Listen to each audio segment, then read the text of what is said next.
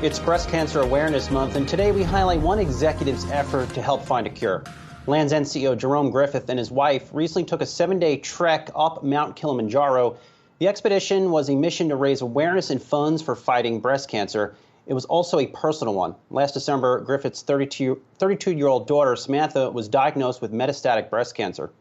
Land's End CEO Jerome Griffith joins us now. Jerome, always nice to see you here. So take us through this trip. What was it like, and how did you decide on doing this? Thanks, Brian. Appreciate it. Right away after Samantha was diagnosed with breast cancer, a few things happened. One was we got in contact with the Breast Cancer Research Foundation, found out a lot about what work it is that they do, and they were extremely helpful in finding the right doctor and the right treatment for the type of breast cancer that my daughter had. So we were very appreciative of that. And Samantha already got involved with them and said, you know, I'll tell my story. I'll be with, be in your ad campaigns, whatever it is that you need in order to increase awareness. At the same time, I had a couple of employees who I work very closely with. Both were diagnosed with breast cancer as well, same type as my daughter. And my wife had always had this dream to climb Kilimanjaro. And she said, why don't we do it? And why don't we do it to raise awareness for breast cancer and make it a fundraiser? So we said, okay, let's go do it. Now, everyone tells you it's the hardest thing that you'll ever do in your life. And you're thinking, well, what do you have to do? And they're like, well, put one foot in front of the other. It was that, but it was a lot harder than even that. I was told that you'll be freezing cold and you won't feel your feet and you won't feel your hands and you just won't care because you've got other concerns. And they were correct. But we did make it. My daughter did say, don't come back, Dad, without making it to the top of the mountain. So we did. And it was a great time. I think our employees really enjoyed it as well.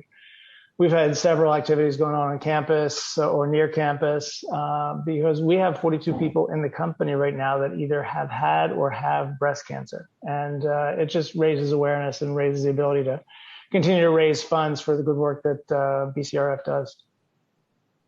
Jerome, it's Julie here. As someone who has lost a loved one to cancer, not breast cancer, but still, I know how frustrating it can be, and how frustrating it is that there is still not a cure for most types of cancer. And so as you are going through this journey, and both a literal journey to the top of the mountain and a figurative journey as well, what would you tell other families? What is the message you want to convey to researchers as well as they are on this quest to try to make progress? You know, the researchers are extremely important. The money that goes through BCRF, 100% goes to research and the researchers themselves. So I think that that's important in itself, that you know where your money is going. Secondly, without the research, you're not going to find a cure, or you're not going to find good treatments. They're even coming up with, better treatments over the course of time to help people live a much longer, more productive life.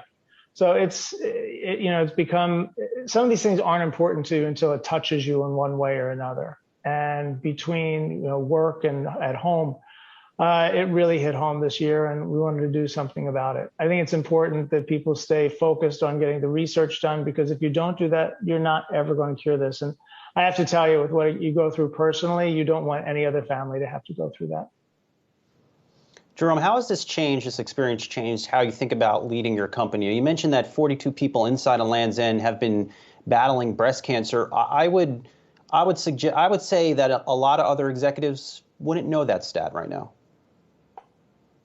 We work in a business which caters to women. And we work, our executive staff, our board, our workforce is very predominantly women. And I think you have to deal with what the issues are to them. And this is a big issue to our employees, and it's a big issue with our executives. I've gotten a lot of comments that I never thought I would get from the group about what it is that we did. And we're very proud of it. We have the Lands in Comfort Fund, which supports a couple of different charities, this being one. And we try and make it things that are relevant to our employee base and relevant to our customer base as well. And Jerome, if you would allow me to switch gears, I do want to talk a little bit about the business here. The last time we got a business update from you guys, still seeing strong demand. The dynamics throughout the apparel industry at this point, obviously, is we're mostly seeing strong demand and supply bottlenecks. How is that dynamic looking for you guys right now? Similar to what you just said, we just went through 3 days of non-deal roadshows and investor conferences, and supply chain was the first thing that we got asked consistently. On the positive side, you sort of knew it was coming. You knew there was going to be a bottleneck because you understand, this isn't the first time we've done this. So you understand that there's bottlenecks coming. It's really, how you end up mitigating what those issues are.